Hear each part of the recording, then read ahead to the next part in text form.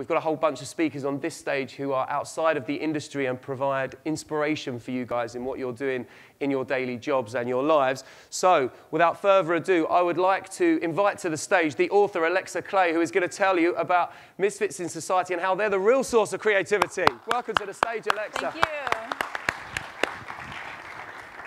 Thanks for having me. It's a pleasure to be here. I want to start by just asking a question. By a show of hands, how many people here have ever done anything illegal? Just raise your hand if you've ever done anything illegal. Maybe last night some things went down. Okay, great. All right, so this is a ripe room.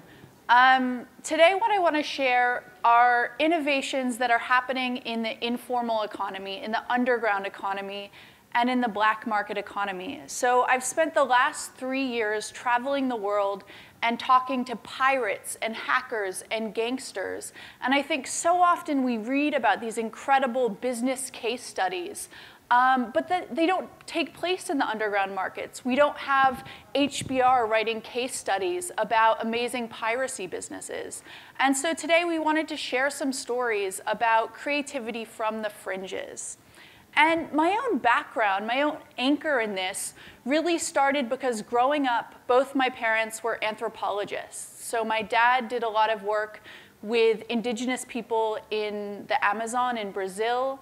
My mother, meanwhile, was traveling around the world and talking to people who thought they'd been abducted by aliens, by extraterrestrials. So for me, this was incredibly terrifying as a kid, the idea that UFOs were out there and that we were competing with this completely foreign species. And so this implanted in me this need to always talk to people that bring a diverse perspective, people that are coming with radically different types of consciousness. And so my whole life journey has really been about finding these misfits, trying to bring these people into the fore who maybe we otherize in different ways. And so I started doing that initially in the private sector. I'd had no exposure to the business world, and I started working with multinational companies and meeting these misfits, meeting these corporate rebels, meeting people that were really committed to bringing more disruptive ideas into their industries, people that questioned the sacred cows of the businesses that they were working in. Sometimes we called them entrepreneurs. Sometimes we called them tempered radicals. And compared to a lot of the other misfits that I interviewed, they had a hard job because if you're an activist, you can shout about what you're passionate about. You can be extremely direct in your communication. If you're someone who has this secret agenda to bring a new way of thinking into business or to try and transform the cultural DNA of the organization you're working with, it's an uphill battle. And so you have to learn how to camouflage, how to stay in the shadows, how to get buy-in around your ideas. And so there are all these tricks for thinking about how can you be a misfit within an organization. And so a good portion of my research has been spent with people like this, misfits that are trying to make the business case for their ideas, that are trying to navigate the politics of their organization. And then in the last 3 or 4 years, I started working with people that weren't just trying to develop that avant-garde business model within the industry, but people that were pioneering original methods, hackers, pirates, gangsters. And so these are some of the protagonists that I want to introduce you to now.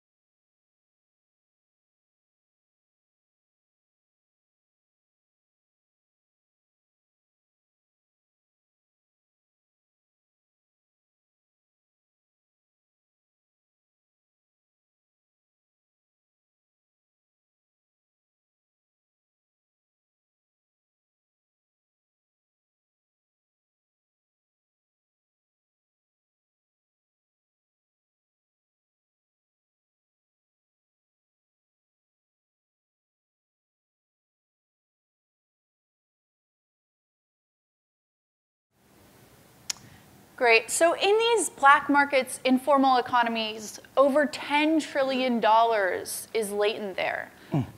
So these economies are massive. In certain countries, more than 60, 70% of GDP is in the informal sector.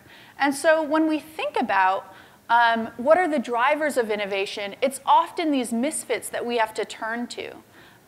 For example, franchising. We often associate franchising techniques and tools with groups like McDonald's. But in fact, it was groups like the Hells Angels, the Mafia, that were some of the first to use franchising strategies to scale the footprint of their gang organizations.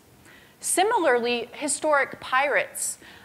When we think about modern democracies, we often turn to countries, to European nations.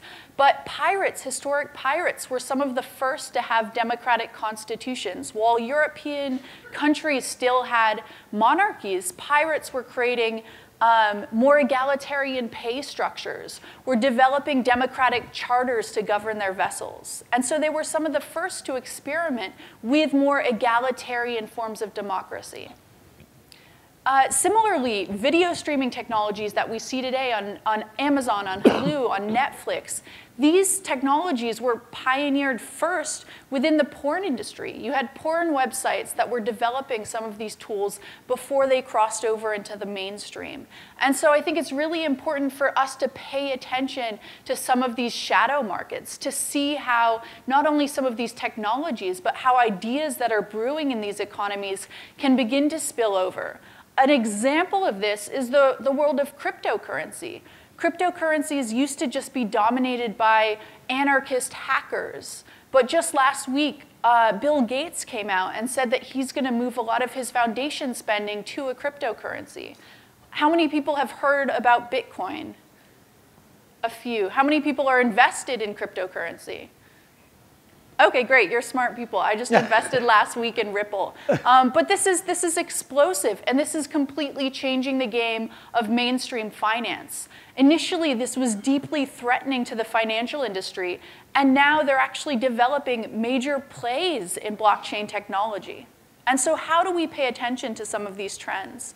Another good example, I was on a recent trip to India and met with someone who was reverse engineering pharmaceutical drugs and distributing them much more affordably and accessibly to the poor.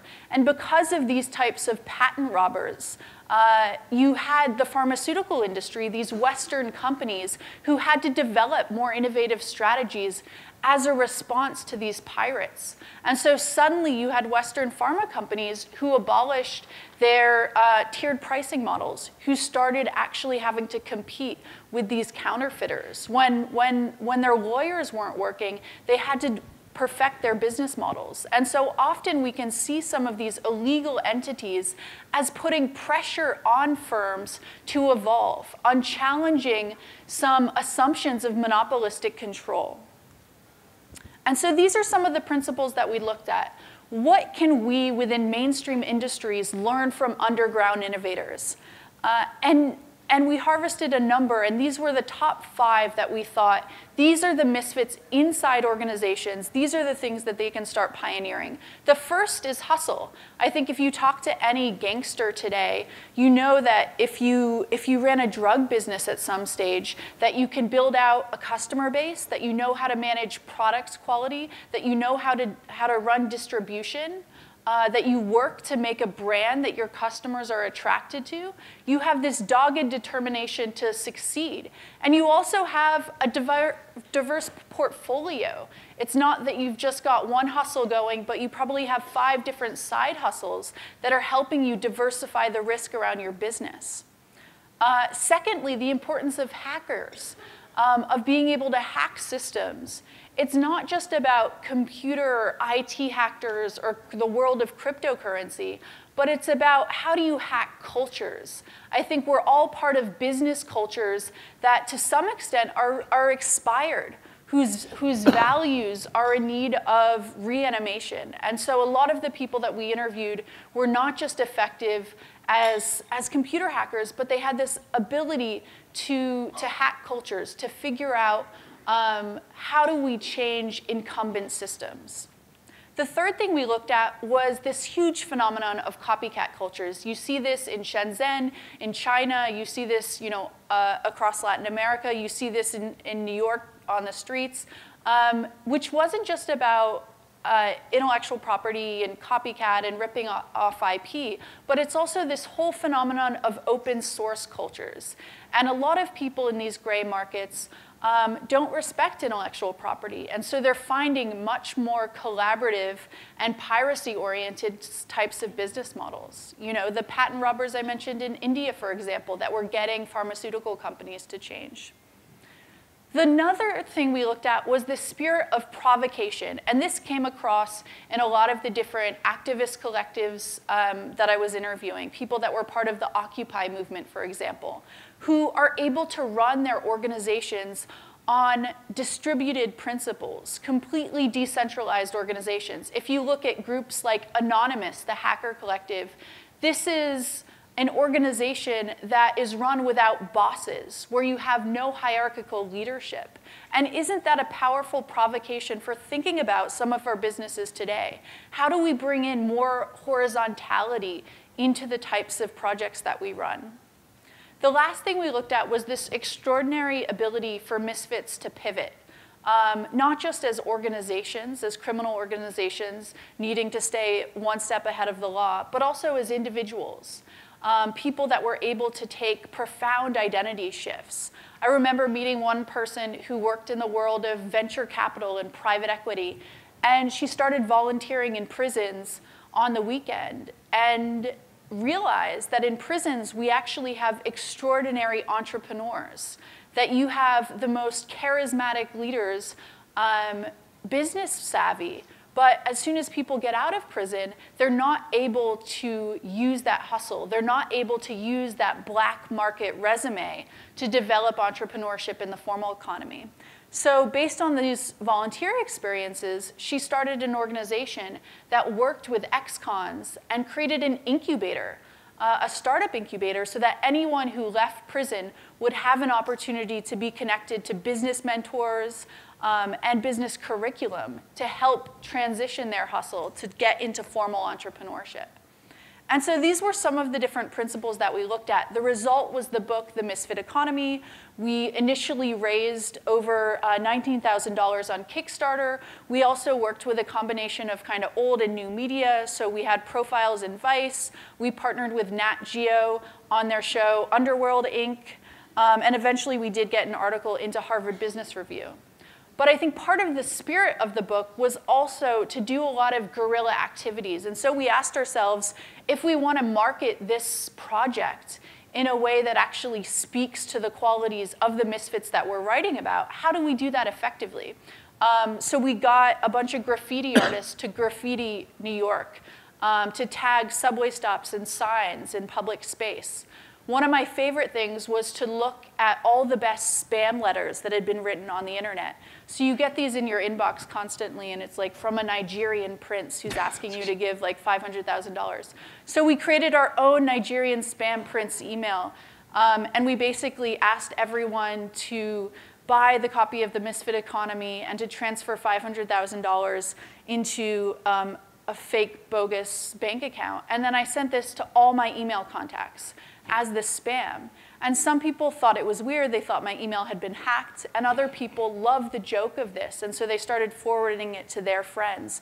And so we had this viral campaign that developed through these fake spam letters. And I think part of that was coming from that agitator spirit of how do we shock people? How do we playfully allow this to come alive?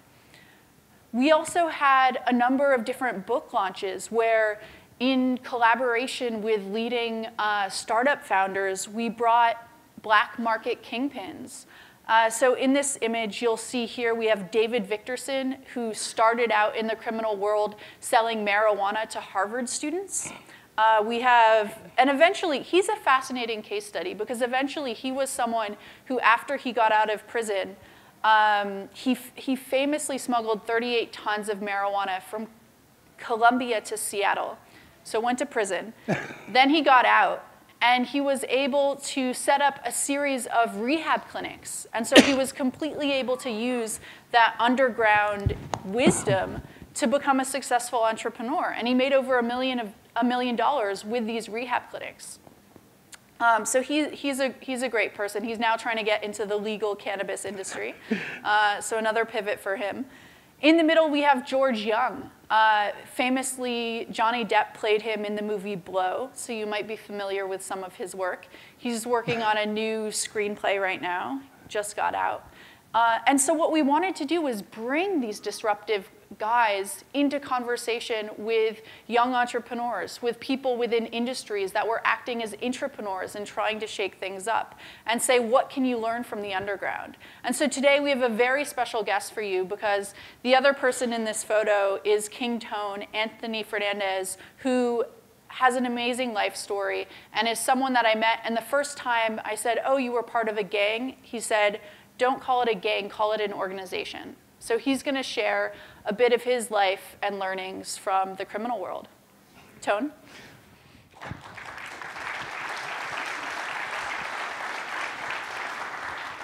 Good morning, good morning.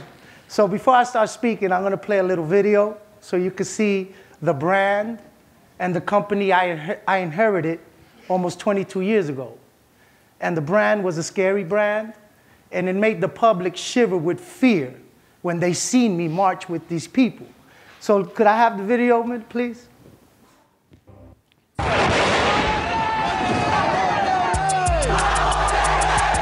getting stronger, we're getting bigger. I got BEEF with BLOODS. This will always live. I'm on there. King Tone is a thug.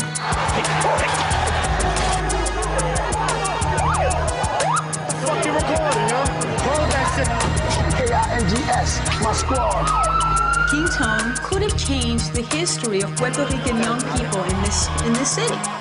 I was one of the few leaders that used to say, don't kill that brother.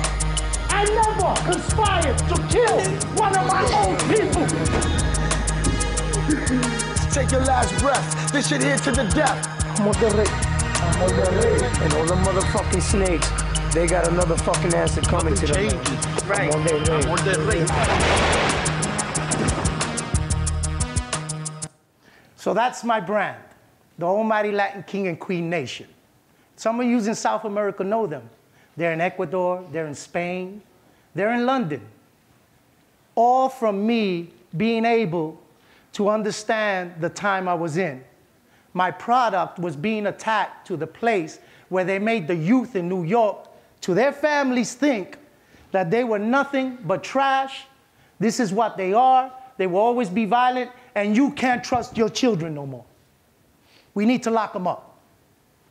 And something came to me when I inherited the brand, because my CEO had to go away for 145 years with no visits, no phone call, and no mail. And I said, I don't want to follow that footstep. That's a failing brand. So I came up with a marketing strategy. I came up with 3 laws that I seen in my nation that needed if they were going to change. They needed first to build a new community. We were loud, we were proud, but we were confused. We forgot where we came from. We forgot why we were united and had that power. It was to help the community, not to become the disease in the community, not to become a capitalistic pig and think all we need is money. We needed more than money. We needed values. Then the second thing I learned, we needed to let the outside influences in so we could reteach ourselves of what are the things that we were missing that kept us in a rut, stuck. You know, like some of you's got bad ideas, and because you're the boss, you don't let nobody else think in that space. That bad idea lives for 5 years, and the brand goes down. I created safe spaces where the public and the people came in, and they started telling me their ideas of what they really wanted the Kings to be. They never said it because they were always scared to talk, because the bosses were in the room. So I became a boss that let the power get to where it belonged, to the voice of the people. Then I did the last thing that I knew I had to do. Talk is cheap. The public won't believe a gangster saying we changed. I needed to find a cause. I needed to find that thing that gave us value again in my community. So you know what I did? I found a mother whose son was killed by a cop, and he choked him to death in front of his father and 3 brothers. The name was Anthony Baez. And the mother came up to me and said, listen, I've been to the church, I've been to the senators, I've been all around New York, and nobody marches with me to get justice. I said, there we go. What else in a marketing strategy would touch my community if I'm next to a mother that's crying for justice and doesn't get it? I turned the bad guy into the good guy. I said, oh, if the good guys don't come, well, the Latin Kings are going to come. And then I gave my people hope. I gave them hope that they could be accepted if they picked and chose an idea that was worth fighting for instead of dope, instead of coke, instead of 1 block. We're going to fight. So before I knew it, I had 32 mothers that all their children within 3 years were killed by unjustified shootings of police. And I empowered them. I gave them 7,000 youth behind them. 7,000, you hear me? I was able to unite 7,000 kids at any whim, any time of the day with a phone call. And it wasn't going to rob banks. They were going to rallies. They were standing in front of City Hall screaming, no justice, no peace, with their community supporting them. You say, how you did this? How do you transform it? How did you take them steps? It took 5 years. It took 5 years for me to take the garbage out of the nation and to bring in that new idea. But the most important thing that I think I found was when you start the movement of a new idea, you can't let the old surpass those that are new in your company. And then you can't take the new and tell the old to get out of here. Because tradition is important. Like yesterday, remember the beer and the commercial? You respected the tradition of the brand. So I would never change the name, the Almighty Latin King Nation. And believe me, they told me, you got great power. But why don't you just change that name? You know, it comes with a lot. It's got a bad history. I said, so does America. And they don't change their name. We could change the brand if you let the new ideas come in, you let the old remain, and you give them a safe space where they take the ideas and they nurture your brand and they bring it to the new place it has to be. So when I met my ultimate goal, I think, where I seen justice for these three of my mothers out of the 33 got justice. We were able to get 3 officers convicted for those murders and put away in prison like they put away Latin kings who do mistakes. So you see, I'm not pro-only gang. Right now in Ecuador, I've been working 10 years with the Interior Minister. We got it down 3 murders per 300,000 people in capita. We started with 10 gangs in Ecuador. We're down to 1 corporation. They've been working with the President Carrera, who just moved out. And now we got safe spaces where we let the group come in their black and gold, scream their Amor de Rey, but in that space, there's politicians, there's police officers, there's community activists, and they hang out together, and we stop the party like what y'all did last night when y'all were dancing, and I come up, and I don't forget, we just here to laugh. You're here to learn a purpose, so next year, you got these 3 goals accomplished because this is what we need to do to face the next rut, the next problem. What are you thinking, kids? How could we help you? How could we get you to school? So right now, I got 3 colleges in Ecuador who give me 15, so they let me go to the college and get degrees for kids for free. So already in 7 years, I got over 32 ex-gangbangers. 3 of them are on the president's security detail. They're FBI. They will be called FBI in New York. And I walk in there and I go, I'm all de rey, hermanito. They go, not right now, I'm on work. They can't be a king at work. They found that out because then they get judged. They get to be the other, the immigrant. They get to be the one that you look down to. So that's what I'm trying to show you and tell you. There's not a brand that could not be changed. There's not an idea that could be solved. Because imagine the first thing I told my gang was, what does love look like in a gang? My boy, love? What you talking about, bro? You crazy? Love, Tone? You getting weak. You getting old. I said, no, what does it look like? What does love and values look like in your commercial? What does it look like when you make a product that's there to help and to show a person that buying this brings something to your house besides a 30-second commercial that makes you believe if you don't got this, you're no good? If you can't afford this, you ain't with us. I think when you start processing whatever you make to make the bottom line, to keep those 5 values in every idea: respect, honesty, keep it united with your people. And then you love that idea enough to let others in and help you create that #1 brand or that #1 idea that you're bringing to your product. Like the Life Channel, he amazed me when he said, usually you told like me, I say, don't do this at home. Don't join the Latin Kings, right? Don't tell your kids to join them. That's not what I'm saying. I'm just saying respect that they're there, that they got traditions, and our kids are in there. And we got to bring them back home. And the only way we do that is by bringing credible messengers into that circle that have lived through it and come out of it and show them those steps so they could do the same. And you said, we want them to do exactly what we do in our TV channel at home. They should be able to accomplish what I sell to them on TV if I'm telling them they're able to do it, right? So that's my story, and Alexis asked some, and now we're going to do some questions, but I wanted you to understand, it's quite scary because I know like MS-13 and what gangs represent to a lot of people, and it's scary to me.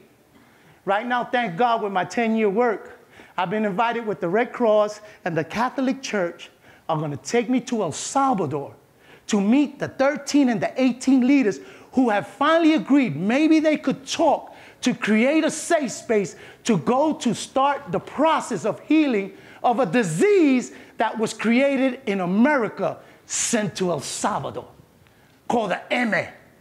That's a gang from California, not from El Salvador. But people don't know that because that's what they push to you. Hey, them people in El Salvador, we got to go get them over there. It was formed here. And that's when you get to the truth. When you go to the root of the problem, you attack the truth, and you don't live on the lie. And a lot of us got brands that don't want to change the lie. They just tell us, it's new, it's improved. Why can't it be the same and just get better? Because the people told you, we love your brand, but you should fix this in it. We don't want new, we want better. And that's what I'm here to tell you, and thank you, Alexis. Yeah, I mean, I think your point is spot on. I think so many businesses today suffer from this problem of having toxic brands. And so what I found so inspiring about seeing your work is you took one of the most toxic brands that was out there, the Latin Kings, and thought about how do we pivot this underground organization into a force for good, into a social movement like the Black Panthers. And I want to ask a little bit about that transition, because that you needed to identify new skills, new mindsets that you wanted these gang members to operate with. And so, you know, marching, for example, being able to act as activists, being able to tie into formal employment. What were some of those things that you were trying to get folks to adopt, to evolve around? So I think the first thing I wanted them to adapt to is that we were alone, that the community didn't love us. So we used to meet in parks in the dark, get high, and then make CEO decisions. Why, like, that's like all of you making decisions last night after you danced at the after party. Hey, let's talk business. No good, no good. So I had to go to the churches, and I begged churches in New York all over, could you let me and the gang have service in your church? All of them said no, of course. Till I met this radical priest named Father Barrios. And he was like, yo, I work with the immigrants, and I know, I'll let you in my church. And it was St. Mary's Church on 126th Street. And that's Black Harlem, and the Black Panthers used to use that church at a time. So what I found when I took them into that safe space, the church, it was no longer dark. We were no longer drunk. Because when, you know, Latinos, we walk in the church, and we get holy all of a sudden. I forced them to change the outlook by just changing the space. I needed a space. So that's the first thing I asked my community, give me space. Give me where we could be at, where we could dance and we could bump and we could be ourselves. And then when we leave, we do what you do. We fix our tie and we go home. And that was, the community was the toughest part. Then another part that I think is hard is like TED Talk thinks he does something. I was doing TED Talk 20 years ago. I got the Nation of Islam to come to that church. I got radicals to come to that church. I didn't care who you spoke for, what was your brand. I wanted you to come and tell my kids your story. Because I knew one of your stories would contact one of them and they would walk out. And I would let them walk out because they found an answer that the kings didn't give them. I wanted them to find other avenues to success. And when you're a good CEO, you let your employees grow. You let them grow up and grow out, which is the name of my company. And I think the hardest part was to get the community to participate in gang meetings. Imagine that. So in the church, I told them, bring your wife, bring your mother, bring your cousin. I want to hear why they're so mad at us, why they hate us so much. And the wife used to get, oh, every time you call him and you take him to a gang meeting and he had to go fight people. I said, excuse me, lady, I haven't seen your husband in 6 months. He's probably with another person. I could confront what was a lie and what was the truth about my brand with the people who mattered the most, the people who love the people I was taking into my brand. And I think when I did that, like you seen the Puerto Rican parade, that was like my big, like to check, to get like y'all do through your little, like the man was speaking yesterday, through technology, who's watching, what are they watching, how they like. In the Puerto Rican parade, when I marched with 3,000 kids, I took the temperature of my 3-year benchmark of how would the people react if I marched in the parade, the Puerto Rican parade. Ya tú sabes, so, hey, Amor de Rey, and we're in with the Puerto Ricans. And you know what was the most amazing thing? They loved us. After 3 years of hard work, they scream, Amor de Rey, hey, Tom, look at the Lion Kings. And I said, huh? We on the right track. They're proud of us. They're saying our brand, not with fear, but with love in their eyes and understanding of who we are. And you got to let people understand your product. Where is it going? Why is it going there? And it usually should be guided by the people who are supporting you and buying your product or believing in your message. Can you share a bit more about your own media strategy in terms of the face of the Kings? I know there was an HBO show that was made about you. How did you try and incorporate media into what you were doing? So I could imagine, y'all know. So what happened was when the bad guy became the good guy, everybody in the news, ocurrió así, televisión, everybody wanted to interview me. And that's scary because you get that 1 minute of fame. You start getting, yo soy el papi chulo. I know what I'm talking about. Because they were making me feel important, but I knew one thing. They were looking for the truth if we were faking. And they had a mayor named Giuliani who didn't feel that gangsters could change, which is really hard to do. It isn't an easy task. So then I set it up. I said, look it, guys, when these people come to see us, while we're doing the work in the street, we're going to do reality shows. So I got my kings to pull skits that these people were filming, believing that they were getting real TV. How am I going to trust my gang members to go to another gang and in front of TV talk peace when things could go wrong? You never put your product in a place where somebody could see it, go through a mishap that you could have avoided. So I got slick. I started doing reality TV. What I was doing in the dark, I did it for all of yous, but I did it in HBO with a skit. My own brothers were mad at me. Yo, how you doing that on TV? How you putting it out there? I said, yo, it's fake. Those are kings that were acting like bloods, and I'm here, and we pulled the skit, so I used the media against itself. And from that HBO special, hard copy, ocurrió así, today I went away for 13 years because I was the other CEO of a corporation that had a bad reputation. And I couldn't outlive that reputation. But the point is, I came home and I said, well, you failed. How are we going to get back up? And then I started hearing about the Reis in Spain, in Ecuador, in London, in Sweden. And I said, wow, maybe it didn't fail. So then I visited these guys that were in these other countries. You know what was amazing? They wasn't acting like the Latin kings I inherited. They were acting like the Latin kings they seen on TV in the church. So when I went to South America, they were all in churches. You wasn't allowed to smoke cigarettes. You couldn't wear shorts to your knee. I said, wow, they fanatics. These dudes are crazy. But the seed was planted that they were more attracted to the revolution side of the Latin kings than the criminal aspect. So that's what I teach them. Don't lose the power of unity. It's all right to be a power group.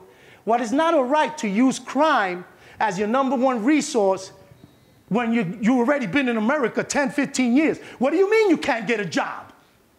Get a job. You get it? I forced them to move forward when they thought they couldn't. And that was how the media helped me. It advertised us as murderers, but in some people's heart, when they heard me talk and they seen their kids and they seen that they looked like them, they said maybe we should give them the opportunity to bring change. Awesome. So I want to leave some time, maybe 10 minutes for questions, but the last question that I have is around this idea of gang culture. I think so many young people are attracted to this. We hear more and more about how millennials don't want to be part of these corporate workforces. What do you think normal businesses, mainstream businesses can learn in terms of culture, in terms of some of that tribalism? How do you create that thickness? How do you create that sense of loyalty? How do you create that retention? Like what are some of the things that you were focused on offering while you were CEO? So when I was CEO, the first thing I created something called the Grito de Reyes. And it was a newsletter. And every week, I went through all the brothers and said, what do you do? He said, I'm a barber. I went to the other brother, what do you do? I do tattoos. What do you do? Yo, I'm a maintenance man. So, and then I made a paper that every month put out all the businesses that we had within our own community. Then I'd send out to the jails, hey, the best poet will get their poetry put in on their Grito de Reyes. But one thing, it's got to be positive. Don't you talk that jail shit. Don't you, oh, brother, I'm holding it down. I want to hear how you're crying, how it hurts, how much you've lost while you're in there. So the Grito de Reyes became a hit. It was our newspaper. Then every month I threw something called a Universal. It was like this. Every 30 days I threw a bigger party than this. Every 30 days I put 3,000 kids in New York together to eat, to sing, to rap, and to do what they love with no budget. I know you got a big budget over there. I did it with no dollars. And I think we did pretty good. We wasn't this classy, but we had nice shows. But the point is, I gave them a time to celebrate. The most important thing in the Universal was that each member, whoever did something positive, will come up to the stage and be awarded with sacred beads of respect. What that meant? That you respect your community for 1 year without getting in trouble. So today, in front of all your peers, I'm going to reward you with something that cost me 50 cents. Changed his life. You should see him walk off stage. That's right. Look at me. All everybody wants here is to say that moment. Look at me. I did something. I'm changing. I'm doing something better. So that's what I did. I did reward ceremonies. I did parties. I did Christmas event. I created a Dia de los Reyes, January 6th, where we give out gifts to all the kids in the nation. They knew if your father was in jail, if you didn't have to go outside to the public. You came to my Universal and your kid got a toy. He got somebody to hug him, and he got him to send him a good message so he don't feel that only bad kids don't get toys. And we started the process of showing each generation that there's a reason to change. That we were in a losing, come on, keep it honest. I knew that our brand and my kids were in a losing business. That they were never going to accept us as long as we use criminal behavior to be our resource. So I started moving the resources to places that I did a gun drive where I took all the guns from the kings. You wouldn't believe me. If I caught a king with a gun, you have problems with Tone because you don't need a gun. You don't need a gun. Imagine me, King Tone, saying I don't need a gun. And I've been in a lot of tight places. But I just found that if you ask sometimes the simplest questions, the people will give you the most honest answer. That they were really scared. All my kids were scared of somebody else, of the bigger corporations, of how they couldn't just mingle with society. And I started making them feel part of this again, that they were part of that community, they part of that society. Get back in and do what's right. Great. Thanks. So I think we now have time for questions. Yes, we do. Wow, yeah. What a great first session. There's a round of applause, guys, for that. Come on. I certainly put the ante up today. Well, I've come back on stage because King Tone had said to me earlier, I'd like you to do the Q&A, and I was too scared to say no. But I'm also delighted that you filled the room, because there are some Latin kings who were going to grab you all out of your bedrooms if you hadn't got here. So no. But in all seriousness, what an inspirational talk. We spoke yesterday when we opened the festival about how I wanted everyone who attended any of the sessions across the 2 days to take home some inspiration, some ideas about what they can change about themselves, about what they can change about their business. And I think from that session, from both of you, there was probably about 40 to 50 things they could do in business-wise. And I think it's great for us to see that. So I don't want to hog, and I know I always ask questions, but surely in this room there must be some questions that people want to ask Alexa and King Tone. ¿Alguien haga una pregunta? Okay, I'll start it off again then. I'll start off again. I always seem to, and then hopefully we'll warm them up. Oh, here we go. We have a question just here. Hi, how are you doing? Thank you for the presentation. So I would like to ask you, how do you address the communication crisis when someone attacks your brand and justifiably? Like, I don't know, I guess that sometimes in the news, someone must accuse you of, I don't know, of some kind of crime committed by the Latin king. How do you address that kind of situation when they're fake and false? So right now in Ecuador, what we've did, now the Latin kings got two sides, right? We got it where at least 65 to 67% have chosen to leave the criminal behavior behind. We got the other ones who like still working with the cartel. So we made a deal.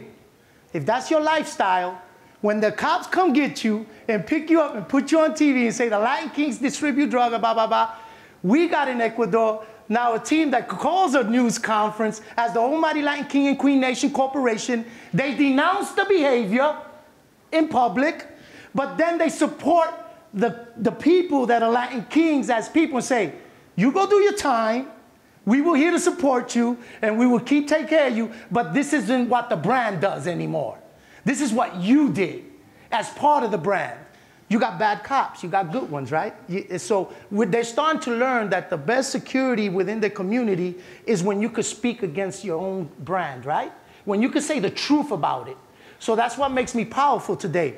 I'm not under the fear of the government and the feds no more, because I'm legal, right? And I'm also not scared of the Latin kings not liking what I say about them. When they're screwing up New York, they screwed up. They're no longer the kings I knew. Get it? So I have to say the truth, right? If not, I'm not. So that's what we do now. We're teaching them that to have an opinion against your own brand in a positive way, to say, hey, that's not all of us. So that's what we create in groups that are brave enough and strong enough to come and denounce the behaviors that are in the brand that is bringing it back down. I think another big part of your strategy was also to foster these allies, right? So in creating alliances with religious leaders in these moments of crisis, or when your reputation was tarnished, you can call on these people that are trusted members of the community and use some of the trust that they have with the media, and also building those media relationships. Yes, we had, Father Barrios, we would have Al Sharpton, we would have the Jesse Jacksons come and stand behind us like a board. And I used to come and say, hey, that's not, and that's what we did. We built a community that people who trust us and knew, they didn't say they changed.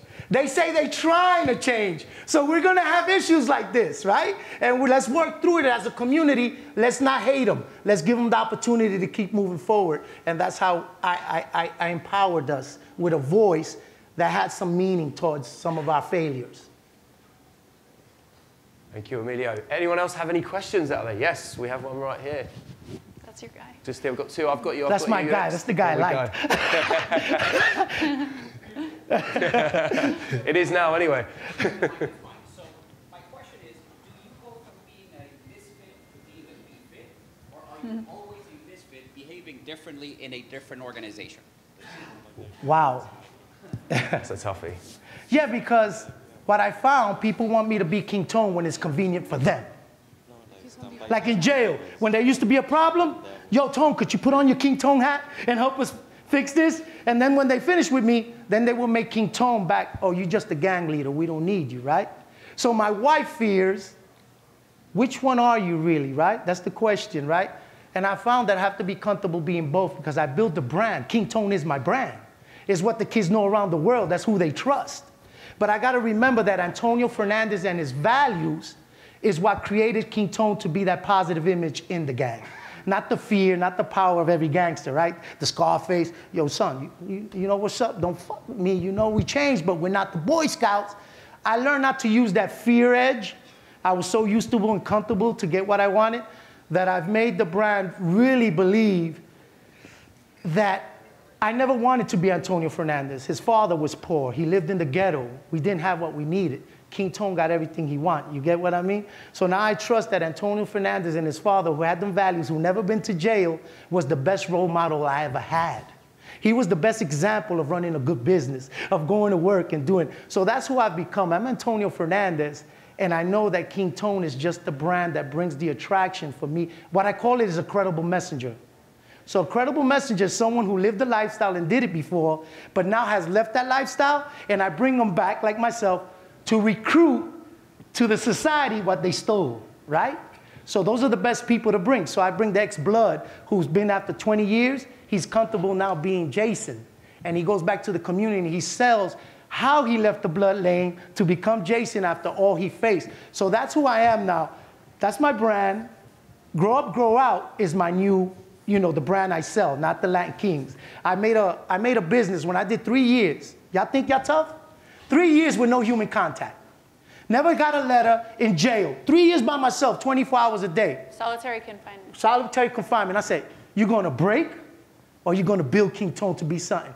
And in those 3 years, I created my program statement, which is Grow Up, Grow Out, where you grow up out of the gang. You don't grow out where you leave. You grow out to be a messenger of hope within your community that you live.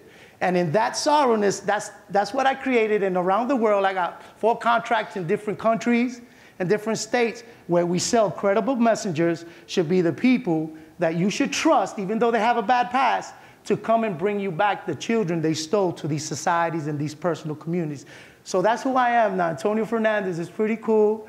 And King Tone is something I admire sometimes, but it's nothing that I get comfortable with, again, because I know the other side that it could represent and mislead kids to think that's still the cool way. You get it? So I very much don't get comfortable in being King Tone too much. And I think that's something that all the Misfits that I interviewed, they have in common, right? This ability to code switch and decide, understand what different people want and expect of you, and be able to camouflage to meet the needs of those folks. So like if we're at a super conservative corporate event in Boston, there's maybe some things that you wouldn't say like in an audience like this, for example. Yes.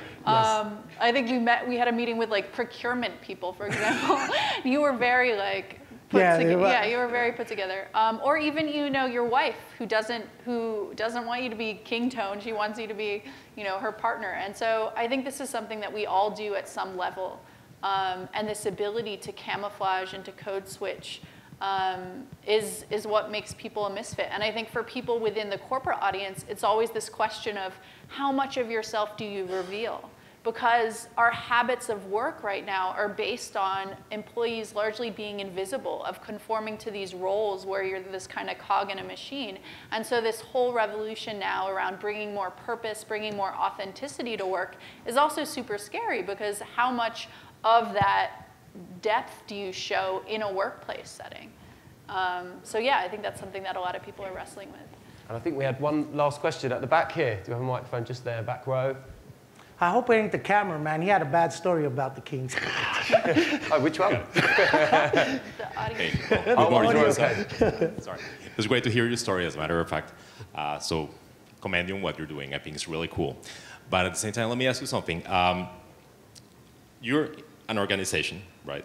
At the same time, the type of organization that you manage works in a different way than other organizations do, in the sense that you may not have some specific written rules about, you know, you don't have some rules and regulations, some sort, or, you know, articles of incorporation. Yes. And so the first thing is, how do you get some buy-in, you know, from the other members of the organization when you don't have those written rules, and I'm sure there is some kind of faction that does disagree with your ideas, and they want to stay in the business that they were before. While on the other hand, you are trying to move that brand of yours into a different direction, but without those specific rules and regulations that a regular corporation might have? How do you not cause a shootout in the middle of the street? Well, it almost started like that. But the first thing is that I did get incorporated. I incorporated the Almighty Latin King Queen Nation in New York City under the corporation of being for property and, you know, just buying property and making a venture. But there was a tradition to the Latin Kings that I inherited. They got over 340 pages of literature. They got a constitution. They got a manifesto. They got the 1 through 32s who tells them what a king should behave and act like. All I did was kind of like in the commercial, was bring back the they didn't read it no more, get it? Kings didn't know their own Bible. That's like a lot of Catholics. They say, you're Catholic? Yeah, when you've been to church, oh, I don't go no more, but I'm Catholic. You get it? So that's how they were speaking, but they didn't really know why they were kings. So when I brought the literature out, that's the first thing I did. I educated my people of why they were formed in 1940. We were a social group. We used to play softball. We used to be in the community as a regular group, the Latin Kings. We were just a social party. And then the 60s came where they killed our leaders in the Black Power movement, the Martin Luther Kings, the Malcolm X. And that's when the crack happened, where they became, why should we help society when this is what they do to positive role models who are heroes? We broke off and we went into the criminal world because we weren't accepted after they seen their heroes get killed. So I took that, I looked for that history, I brought it back, and I mandated that every member read it, know it, memorize it, and then make a choice if you still want to be part of this. Of course there was opposition. You always have opposition when you're a CEO, right? You got the guy downstairs in HR, he thinks he knows better. You got the marketing expert who's telling you your best idea, and they disagree. And they cause chaos in the company with the gossip and the hate of your new idea. Same in the Kings, you just don't use guns. So what I did was I brought them together where they had a safe space, and even the bad guy had a voice, get it? To say why he wanted to be bad. We debated it, and if he lost, he knew he had to walk with the majority of the 3,000 of us, because now he was in the majority. The criminal wasn't the majority no more. The nation had decided as a people that you are a bad guy. Get it? And we're going to watch you because you want to take us to the past. And it lasted 9 years. Then when they, of course, you know, the justice system cut off the head, the body falls, right? Indict the CEO, the company goes under, Enron. So they got rid of me, and they went back to their old traditions and old habits, because again, they said, if Tom was a good guy and they locked him up, why should we follow those footsteps? It's a losing battle, and that's why I'm here today to remind them, no, it's not. I did something wrong that let them in, get it? Don't do the same mistake. So yeah, I think it's important that you teach the history of your brand, get it back to its basic, why they founded it, why they made this brand, the guy who created, why he loved it.